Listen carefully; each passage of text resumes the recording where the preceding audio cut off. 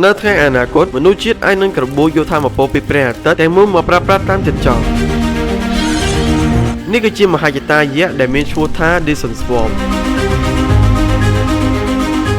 បើយើងអាចបង្កើត Dyson Swarm បានយើងនឹងក្លាយទៅជាអរិយធម៌កម្រិតទី2ដែលមានថាមពលគ្រប់គ្រងនៅក្នុងការធ្វើដំណើរឆ្លងភពឬបង្កើតទីក្រុងនៅលើលំហអាកាសបានយ៉ាងងាយ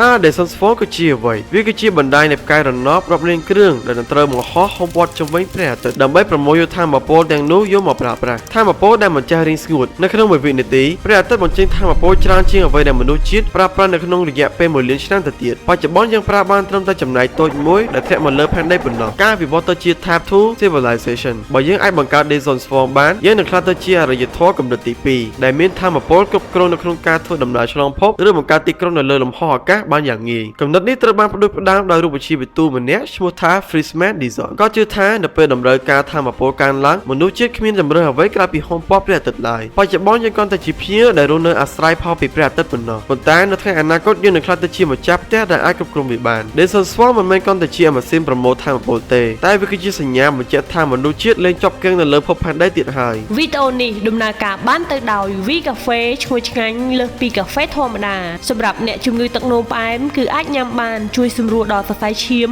បេះដូងលើសជាតិខ្លាញ់ជាតិអាស៊ីតនាំចូលពីប្រទេសម៉ាឡេស៊ីដោយក្រុមហ៊ុន Voltan International ទំនាក់ទំនងលក់ដុំនឹងរាយតាមរយៈ Facebook Page និង Telegram នៅខាងក្នុងវីដេអូ